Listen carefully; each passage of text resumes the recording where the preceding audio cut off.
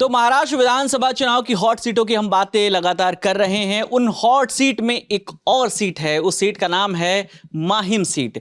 Mahim seat क्यों hot seat कही जा रही है? यहां महाराष्ट्र नवनिर्माण सेना यानी मनसे के प्रमुख जो हैं राज ठाकरे, उनके बेटे अमित ठाकरे का पॉलिटिकल डेब्यू कहा जा रहा था इस सीट से होगा। इस सीट से वो चुनाव लड़ रहे थे, लेकिन चुनाव वो हार चुके हैं। किससे हारे हैं? शिवसेना उद्धव गुट के नेता महेश बालीराम सावंत से। दूसरे नंबर पर इस सीट पर रहे हैं शिवसेना के सदा सर्वांकर और तीसरे नंबर पर रहे हैं अमित ठाकरे। मैं एक बार टैली बता देता हूं, 1316 वोटों के अंतर से इन्होंने ये चुनाव जीता और नंबर 3 पर रहे हैं अमित ठाकरे। अमित ठाकरे के बारे में आप कुछ बता दें। हाँ, अमित ठाकरे का ये है कि इस सीट पर आप सबसे पहले तो ये देखिए कि लड़ाई जो बेसिकली मानी जा रही थी शुरुआत में, वो इन दोनों कैंडिडेट्स के बीच थी, सदा सर्वांकर के बीच और अमित राज ठाकरे के बीच। लेकिन असल बाजी मारी उद्धव बाला साहब ठाकरे के महेश सावंत ने। अब हुआ क्या है मैं बताता हूँ। शुरुआत में ऐसा बोला जा रहा था कि इन दोनों के बीच लड़ाई और बड़ी फ्रेंडली फाइट है, क्योंकि थोड़ा चुनाव से एक महीने पहले एक मंदिर है वहाँ पर माहिम में, माहिम की ही सीट पर पड़ता है, उसमें इन दोनों ने मंदिर के बाहर अपने चुनावी कैंपेन में दोनों ही पहुंचे थे और मुलाकात भी की, एक दूसरे से मिले भी थे। तो अमित राज ठाकरे को लेकर ये चल रहा था कि ये अकेली ऐसी सीट थी जहां से मनसे को सबसे ज़्यादा उम्मीदें थी। इस बार भी उन्होंने 125 सीटों पर चुनाव लड़ा है। लगातार महाराष्ट्र चुनाव को आप देखते हैं 2009, 2000, उसके बाद 2014 का, फिर उसके बाद 2019 का, तो मनसे का परफॉर्मेंस लगातार डाउन हुआ है। और इस बार तो जो अकेली जिस सीट से उम्मीद थी वो भी नहीं ला पाए। एक भी सीट मनसे की नहीं आई है। आई रिपीट, मनसे की इस बार एक भी सीट नहीं आई है। जिससे सबसे ज़्यादा उम्मीद थी राज ठाकरे के बेटे, वो भी अपनी सीट हार गए हैं। शुरुआत में ऐसा बोला जा रहा था कि महायुति का इनको समर्थन मिलेगा, मिला भी था। भारतीय जनता पार्टी ने मतलब इनको बयानबाजी में जो भी हुआ था वो बताया गया था कि लेकिन हाँ, लेकिन कहने का मतलब ये है कि कितनी वजह से ये कैंडिडेट खड़ा जरूर किया। मैंने जैसा बताया कि फ्रेंडली फाइट है। हाँ। एक फ्रेंडली फाइट थी कि इनका समर्थन कर रहे थे, मिले भी थे, आपस में बातचीत भी चल रही थी। तो अब आप देख सकते हैं कि समर्थन तो ऐसा हुआ कि वो नंबर 2 पर आ गए, ये नंबर 3 पर लुढ़क कर चले गए। थोड़ा सा इतिहास में चल लेते हैं। जरूरी ये जानना है कि मनसे किस तरीके से धीरे धीरे हर चुनाव के साथ मनसे का वोट धीरे धीरे खत्म होता गया है। देखिए, सबसे पहले मैं बात करता हूँ 2006 में जब राज ठाकरे बाल ठाकरे से अलग हुए थे, तो उसके बाद 2009 में उन्होंने आके चुनाव लड़ा था। उस समय इनको 14 सीटें मिली थी। उसके बाद ये धीरे धीरे ग्राफ गिरता गया, 14 सीटें। उसके बाद इन्होंने चुनाव लड़ा 2014 का, फिर 2019 का। 2019 में भी इनकी 2 सीटें आई थी।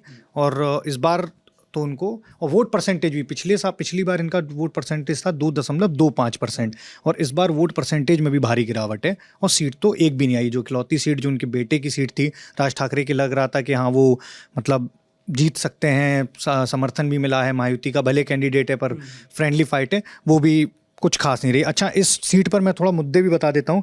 जब राज ठाकरे यहाँ रैली कर रहे थे जब अपने बेटे के समर्थन में, तो लगातार बिजली, पानी, शिक्षा, स्वास्थ्य के मुद्दे लगातार मतलब उठाते रहे। और उसके बाद वो ये बताते रहे कि मुंबई और ठाणे वैश्विक स्तर पर एजुकेशन के मामले में कितना पीछे है, सब उठाते रहे। लेकिन जो ज़मीन पर माहौल था वो इनके पक्ष में बिल्कुल भी नहीं था। ज़मीन पर भी बिल्कुल साफ समझ में आ रहा था कि दोनों अगर मिलकर भी मतलब ये कैंडिडेट नहीं होते शिवसेना के, महायुति के, तब कहीं थोड़ा बहुत चांस जरूर था अमित राज ठाकरे का। लेकिन जब चूंकि शिवसेना का कैंडिडेट है और दोनों का वोट बैंक ऑलमोस्ट जहाँ से दोनों लोग वोट अपना देखते हैं वो लगभग सेम है, तो यहाँ और वो आपको क्लियरली दिखाई भी दे रहा है। मनसे में राज ठाकरे के जो पुराने बयानों की अगर बात करें, उत्तर भारतीयों के खिलाफ हिंसा के जो उनके ऊपर हमेशा आरोप लगते रहे, उस तरीके के बयान देते रहे थे कि यहाँ रहेंगे तो मराठी बोलनी पड़ेगी, और उत्तर भारतीय के साथ मारपीट की घटनाएं भी काफ़ी, इस तरह के इन पे हमेशा आरोप लगे हैं। पहले इनकी पॉलिटिक्स इसके इर्द गिर्द होती थी, लेकिन अब इनके